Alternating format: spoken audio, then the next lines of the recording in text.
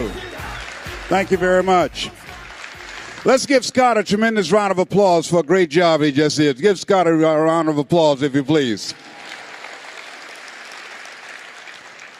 How many have major goals you'd like to achieve? Raise your hands, please. Major goals you'd like to achieve. Fantastic. Shake someone's hand on your right and left. Look them in the eyes and say, you have something special. You have greatness within you. Do that right now, please.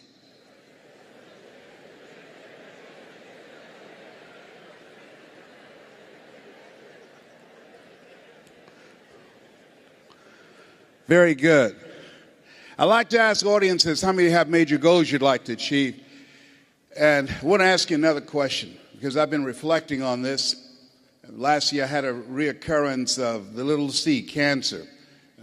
15 years ago I was diagnosed with prostate cancer and given a 2 to 3 year prognosis. One of the things I think that doctors should never tell someone they're terminally ill, what they should say is, my knowledge and ability to help you has terminated.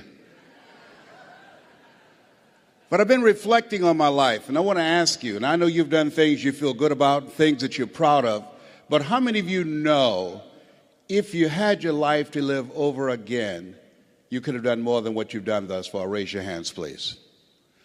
That proves the point that what we do and what we accomplish in life is only a tip of the iceberg of what's possible for us. So I want to share some thoughts with you. I want you to think about 3 goals that you'd like to achieve in 3 areas of your life. Number 1, what's one personal goal that you'd like to achieve? Why don't you think about that? My first personal goal was to buy my mother a home. I'm one of 7 children that my adopted mother adopted. And I feel like Abraham Lincoln, who said, all that I am and all that I ever hope to be, I owe to my mother.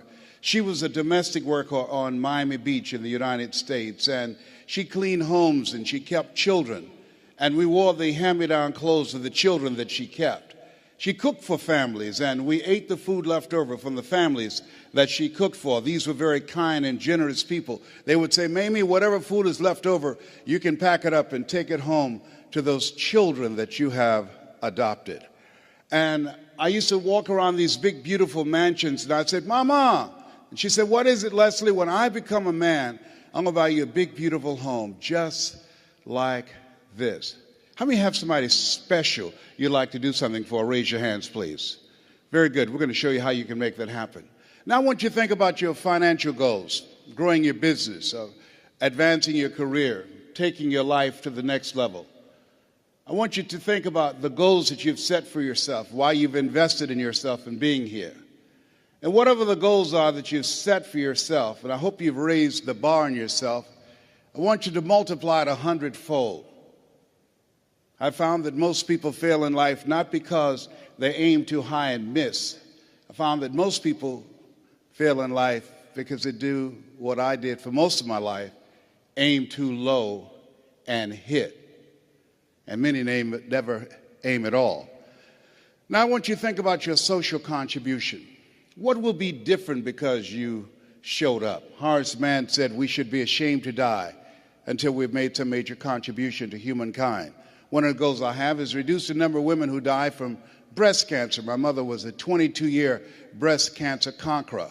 How many men over 40? Raise your hands, please. Men over 40. Very good. One of the goals every time I speak, I encourage men to get their PSA test, which stands for prostate-specific antigen, and their digital rectal examination. And I'll be glad and they can check our prostate by looking in our ears. You know, it's got to be a better way.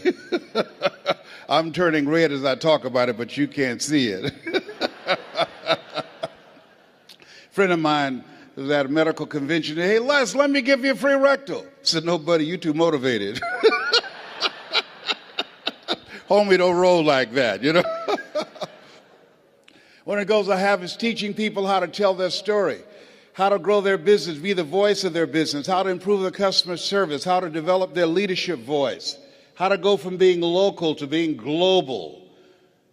I want you to think about the things that you want to do with your life, the kind of impact that you want to make. And as you think about those 3 categories, let us say together with conviction, it's possible. Together, please. Everybody together, please. Say it's possible. You know, the easiest thing I do is come up here prepared to speak for you. But the most difficult thing that I've ever done and took me years to do was to believe that I could do it. Given my beginning, born in an abandoned building on a floor in a poor section of Miami, Florida, called Liberty City, with a twin brother, being adopted, being labeled educable, mentally retarded in the 5th grade and put back from the 5th grade to the 4th grade, and failing again in the 8th grade, and not having any college education. And if both my birth parents stood up and said, "Hello, son," I would not know either one.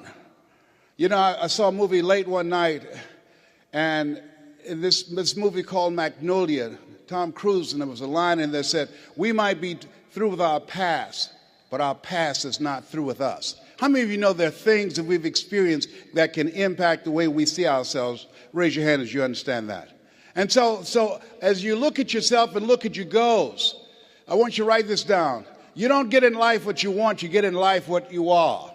You have to create an achiever's mindset. You have to create that yourself. My favorite book says, "Be ye not conformed to this world, be ye transformed by the renewing of your mind."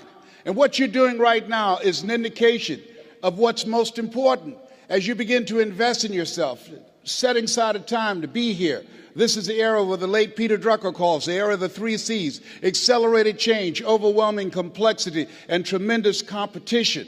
And so as you look at yourself and look at your goals, setting aside time every day to work on your mindset, to expand your vision of what's possible for you. They did an interview with Warren Buffett, one of the richest men on the planet, as you're aware. And they asked him, what's the most important investment people can make today? And this was in the middle of the recession in the United States. Here's a guy that has billions of dollars in real estate, billions of dollars in the stock market. And he said the most important investment you can make is in yourself. Everybody repeat after me, please. Live full. Die empty. Say it again. Live full. Die empty.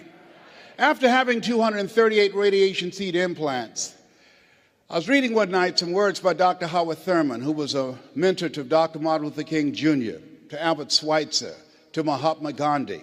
He wrote, "Deep is the hunger, the voice of the genuine, the centering moment."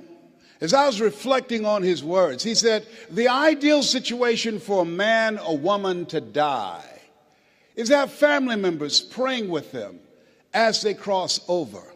He said, but imagine, if you will, being on your deathbed and standing around your bed, the ghost of the dreams, the ideas, the abilities, the talents given to you by life, but you, for whatever reason, you never pursued those dreams. You never acted on those ideas. You never used those gifts. You never used those talents. And there they are staring at you as you're lying on your bed with large, angry eyes saying, we came to you, and only you could have given us life. And now we must die with you forever. And the question is, if you died today, what dreams, what talents, what abilities, what gifts, what ideas would die with you? One minister out of Bahamas said, the wealthiest place on the planet, it's not in the Far East where there's oil on the ground. It's not in South Africa where there are diamond mines. He said, the wealthiest place on the planet is the cemetery. There you see potential never realized. There you find books never written. There you find ideas never acted on. Maybe that's why Henry David Thoreau said, oh God, to reach the point of death, only to realize that you've never lived. Only to realize that you've never scraped the surface of your potential. Let us say again, live full, die empty. And so as you think about your goals and dreams, I'm suggesting that you set aside time every day, if you're not doing it already, reading 10 to 15 pages of something positive every day, listening to audio programs, investing in yourself to expand your mind for what is possible, to develop a spirit of optimism. And then the next thing is, let us say together, it's necessary. You see, not only is it possible that you can live your dream and that you have to sell yourself on that every day. There's an African proverb that says, if there's no enemy within, the enemy outside can do us no harm. I didn't do this for 14 years because I convinced myself I couldn't do it. I would go see the late Zig Ziglar and Jim Rohn and the late Dr. Norman Vincent Peale, and I saw Tony Robbins, and my heart said, I could do that. How many of you like to help people? Raise your hands, please. I said, I can do that. And then when I would go to the parking lot, my inner voice would become activated and say, Les Brown, you can't do that. You don't have a college education. Les Brown, you can't do that. You've never worked for a major corporation. Les Brown, you can't do that. Who wants to hear anything you've got to say? How many ever thought about something you wanted to do and you talk yourself out of it? Raise your hands, please. And so that's why it's necessary that we work on ourselves. And let us say together, OQP. Only quality people. Write that down. As you think about your goals and dreams over the next 2 years, over the next 2 days, it's very important that you look at the people in your life and you ask the question, what is this relationship doing to me? MIT did a study. The study indicated that you earn within $2,000 to $3,000 of your closest friends. Whoa, when I heard that, I got a lot of broke people out of my life. My mama said, son, if you run around with 9 broke people, I guarantee you'll become number 10. Dr. Dennis Kimbrough out of Atlanta said, if you're the smartest one in your group, you need to get a new group. So as you think about your goals and dreams, detoxify your life. Les, can I change them? No. It's a full-time job changing yourself. And there's some people that's so negative they can walk into a dark room and begin to develop.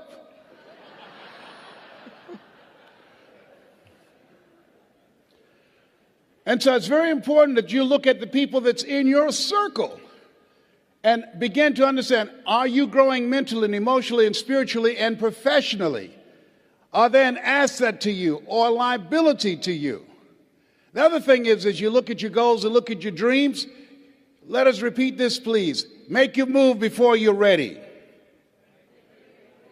Yeah, write that down. See, I said, well, I don't have a college education. I don't have any paper or alphabets behind my name.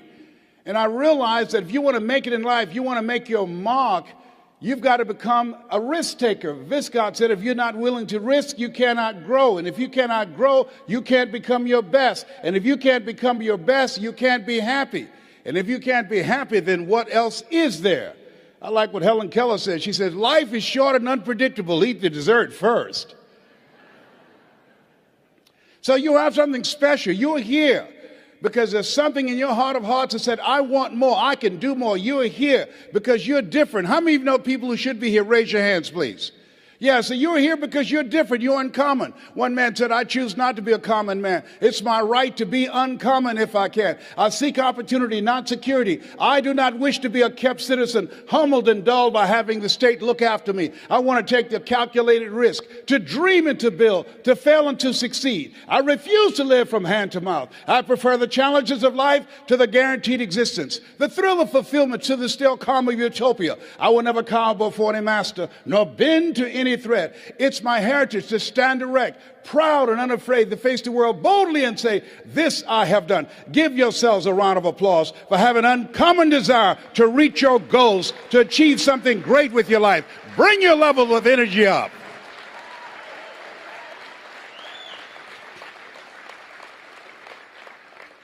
So as you look at yourself, not only must we begin to upgrade our relationships, but the other thing is, as you look at your goals and look at your dreams, write this down. You will fail your way to success. See, 85% of people allow their fear of failure to outweigh their desire to succeed. You're going to make some mistakes, and it's okay. Anything that's worth doing is worth doing badly. It's worth doing right if you know how to do it, but if you don't know how to do it, it's worth doing badly until you get it right. You have to be willing to experiment with life. I've done a variety of things, and I had absolutely no idea I have the ability to do those things. Here's what I can say about you, and I don't even know you. You've got greatness within you, but you will not discover your greatness in your comfort zone. You've got to be willing to get outside of your comfort zone, because in order to do something you've never done, you've got to become someone you've never been. And most people, they go to their graves with their greatness still in them. Maybe that's why one woman said in a moment of anguish, "What if you live your whole life only to discover that it was wrong?" Here's something else as you think about your goals and dreams. What's your why? Why do you want to do it? What drives you? This is my mother. She was 46 years old when she adopted first Wesley and I, and then 5 other children. And she was a driving force in my life. Which one am I? On the right or the left? I'm the cute one. Which one am I now? I'm the one on the left, all right? Yes, indeed. And as you think about your goals and dreams, think about somebody that you love, that inspired you, someone that you love, that you admire.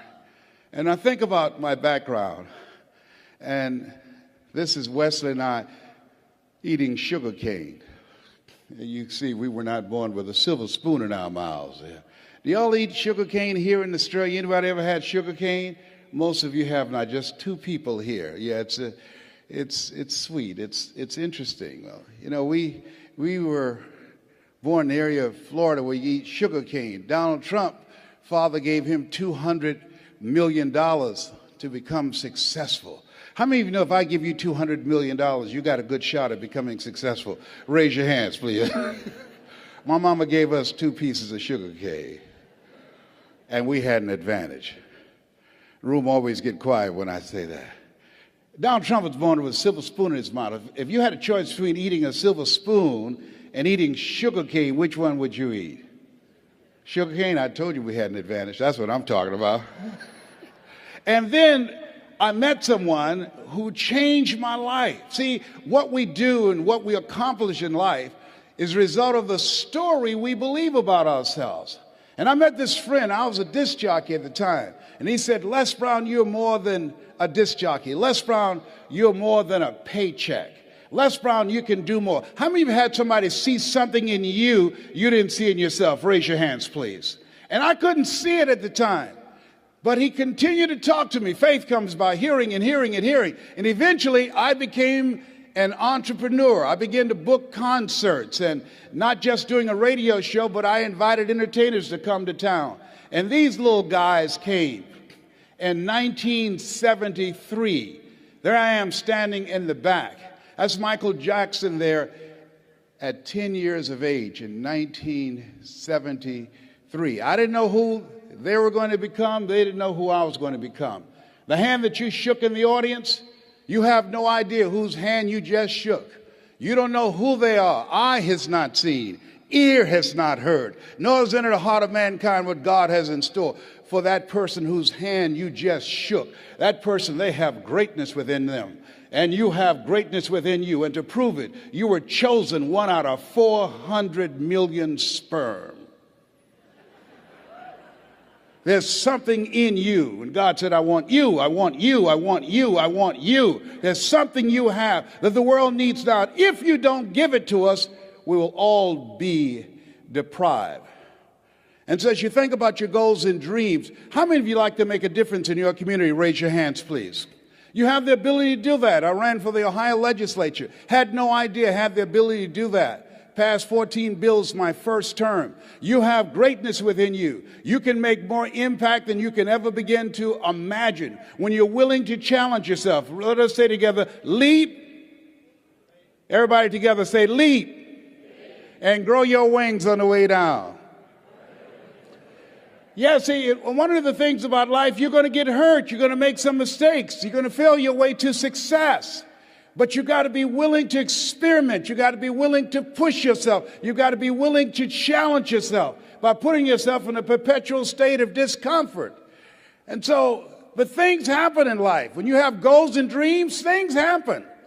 I had no idea. Midway of my third term, my mother became ill. She was diagnosed with breast cancer. And my brothers and sisters called me and said they're going to put her in a nursing home. And I said, no. They said, we thought you would say that. We've interviewed the best nursing homes in Dade County. I said no. See, I had a problem. How can one woman raise 7 children who couldn't take care of themselves, but 7 grown people couldn't take care of one woman? I had a problem with that. And I said, no.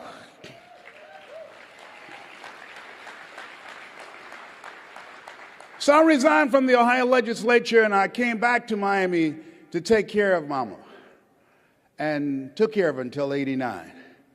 And there are things, as you have your goals, things are going to happen to you that you can't anticipate. Some of you are in the eye of the storm now. Things are going to happen. And don't say, well, why does this have to happen to me? Why not you? Who would you suggest? You want to give us some names or email addresses? That's really what I said the second time I got cancer. They had told me the cancer had metastasized to 7 areas of my body. I started laughing. He said, why are you laughing? Are you in denial? I said, no, I feel like Mother Teresa. He said, what do you mean? She said, Lord, I know you know how much I can bear. I just wish you didn't have so much confidence in me.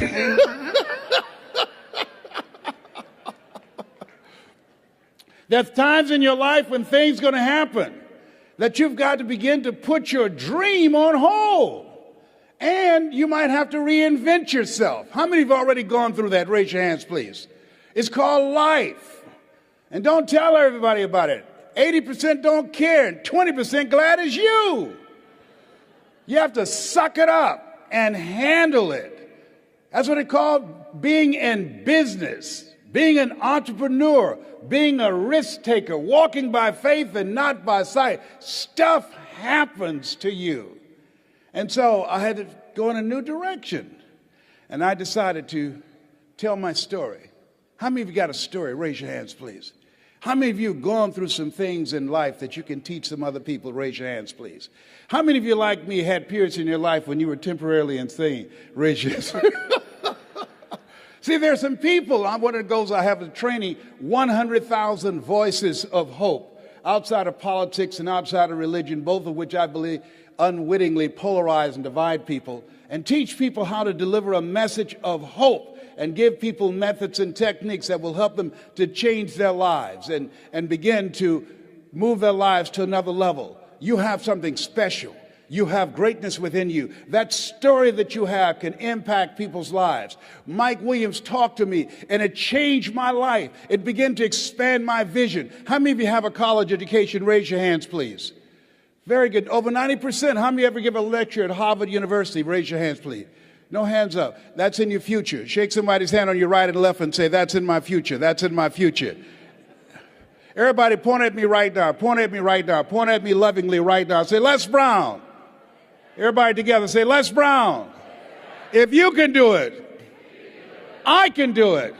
And this time when you say, I can do it, say it with conviction. Point at me again. Les Brown. If you can do it, I can do it.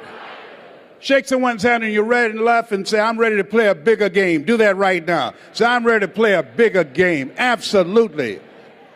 Yes. It says you look at yourself and look at your goals. There's some things that you can do when you challenge yourself, when you go outside your comfort zone. There are things that will come in the direction of your life that you can't even begin to imagine, that you're going to begin to evolve and go to new levels that will amaze you.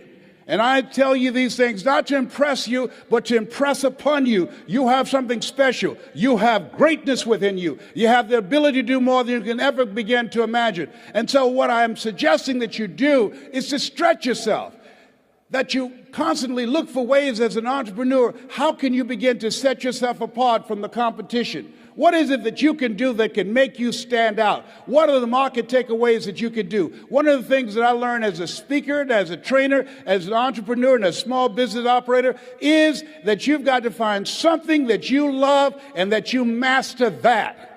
Henry David Thoreau said, do not go where the path may lead, but go where there's no path and leave a trail. As you look at yourself as a business operator, as you look at yourself as an entrepreneur, as you look at yourself as a person that want to make a mark with your life, that want to leave a legacy, you've got to be hungry. Let us say together, I'm hungry to do more.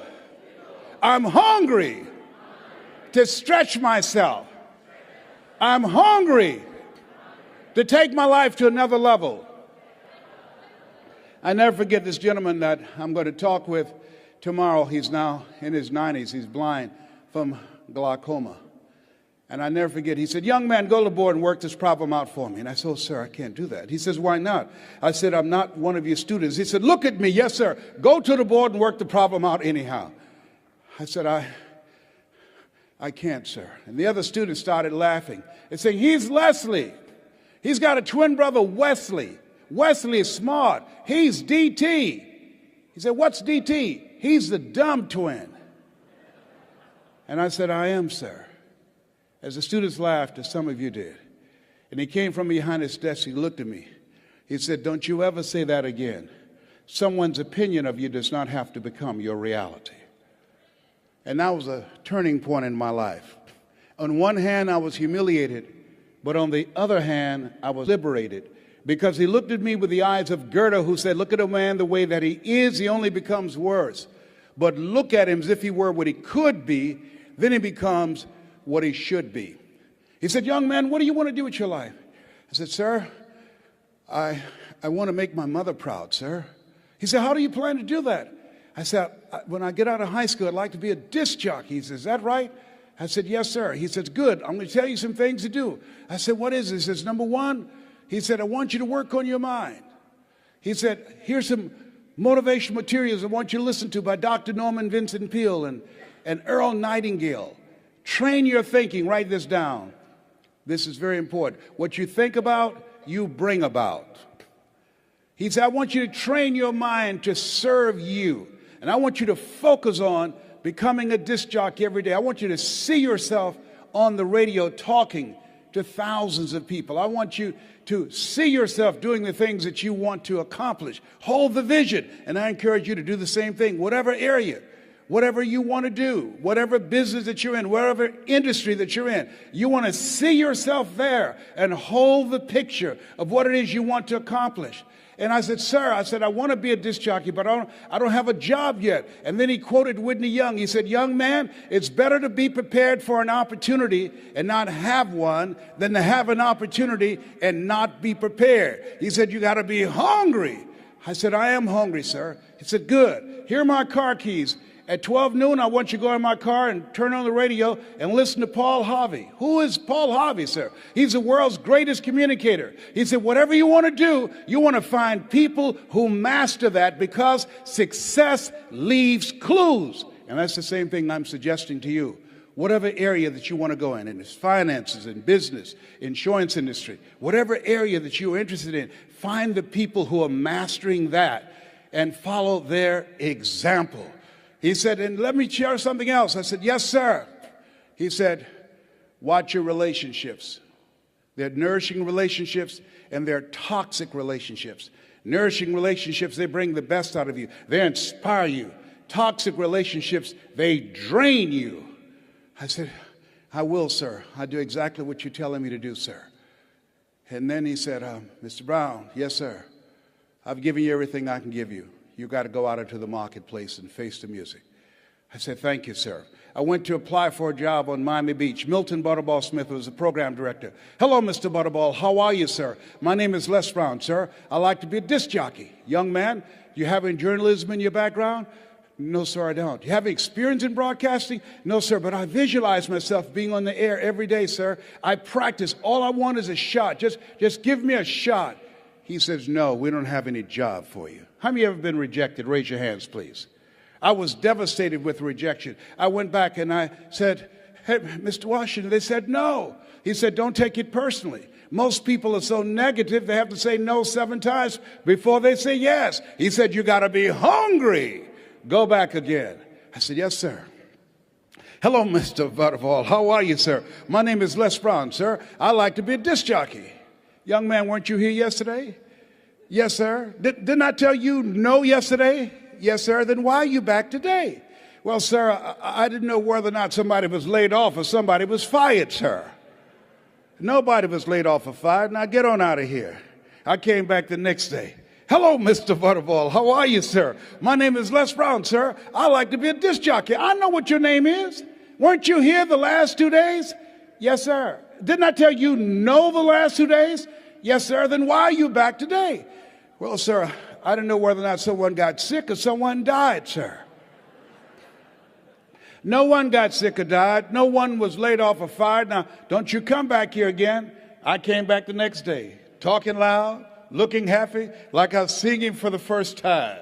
I said, hello, Mr. Butterfall. How are you? He looked at me with rage. He says, go get me some coffee. I said, yes, sir.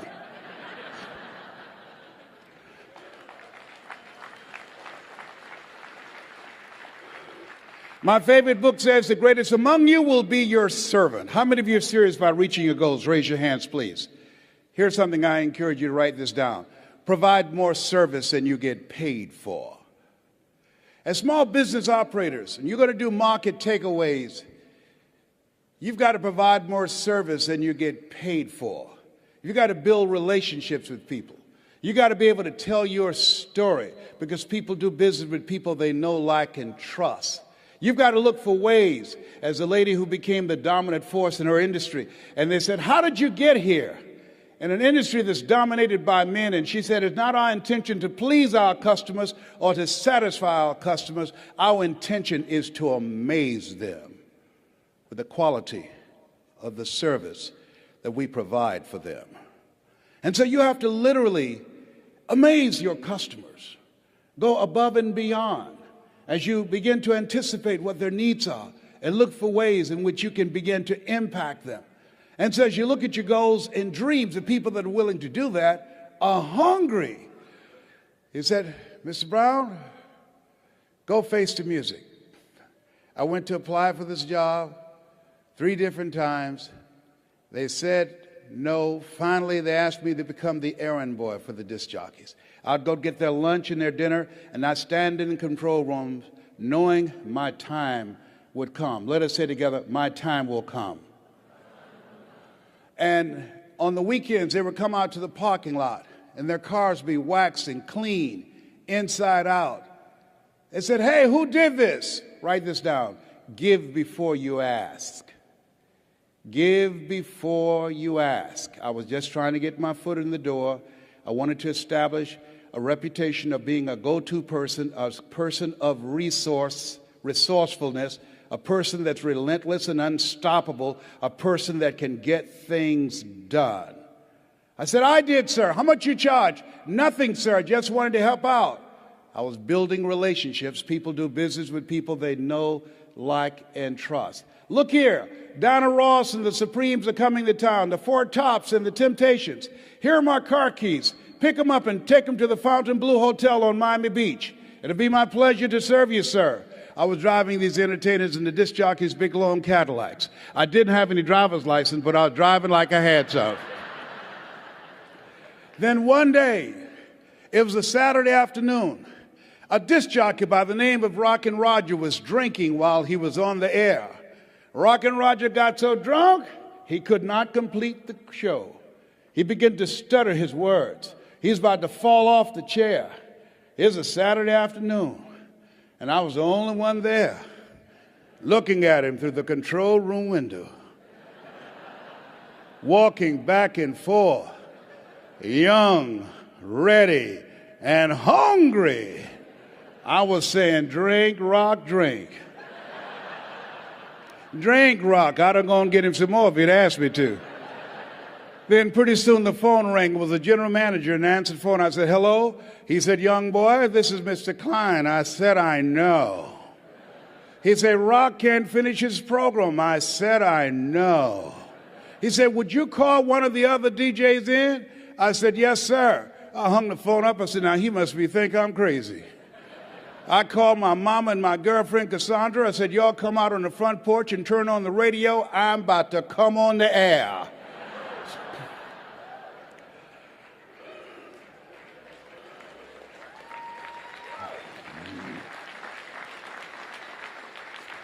I waited for about 20 minutes, and then I called him back. I said, Mr. Klein, I can't find nobody. He said, young boy, you know how to work the controls? I said, yes, sir. He said, go in there and segue the records, but don't you say nothing here. I said, yes, sir. I couldn't wait to get old Rock out of the way.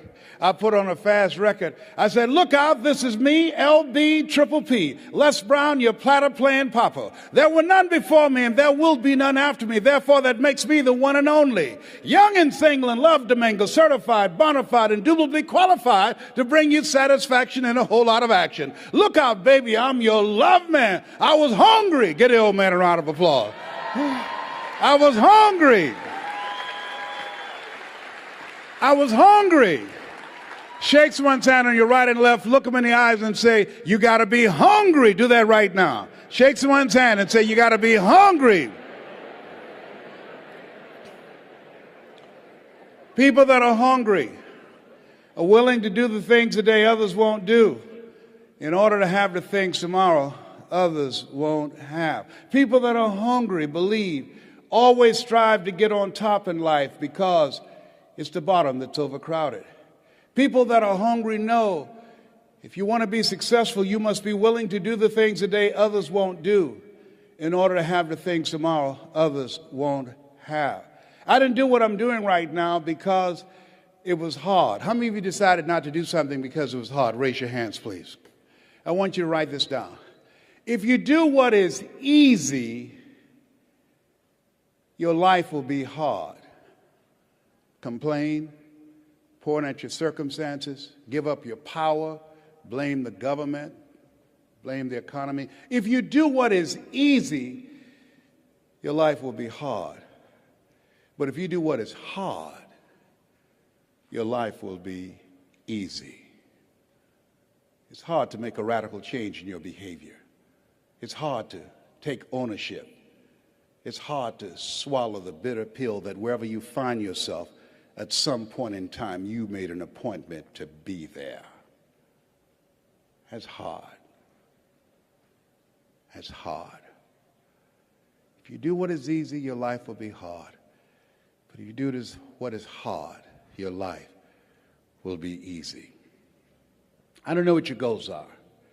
I don't know what you want to do with your life. Here's what I know about your being here. That there's something in you that waits and listens to the voice of the genuine in yourself. It will be perhaps the only guide you will ever have. And if you cannot hear it, all of your life, your days will be spent on the ends of strings that somebody else pulls. And I submit to you, the reason that you're here is that in your heart of hearts, you've said, I'm going to pull my own strings. I say to you, the reason that you're here is something about you that says, I'm going to control my own destiny. There's something about you that when you pointed your fingers at your circumstances, you realize you had three pointing at yourself. So I want to dedicate something to you that my mother loved to hear me say. Mama was a 22-year breast cancer conqueror. I want to dedicate this to you, to the achiever in you, to the greatness in you, to the unexpressed gifts, talents, and abilities that you have in you that's hungry to get out. And it says simply this. Leslie, yes, ma'am, Mama. Say that thing for me, boy, that it makes me feel good. It says simply this. If you want a thing bad enough to go out and fight for it, to work day and night for it, to give up your time, your peace, and your sleep for it, if all that your dream and scheme is about it, and life seems useless and worthless without it, and if you gladly sweat for it and fret for it and plan for it, and lose all your terror of the opposition for it, and if you simply go after that thing that you want with all of your capacity, strength and sagacity, faith, hope, and confidence, and stern pertinacity, if neither cold poverty, famish or gulf, sickness or pain of body and brain can keep you away from the thing that you want, if dogged and grim you besiege and beset it with the help of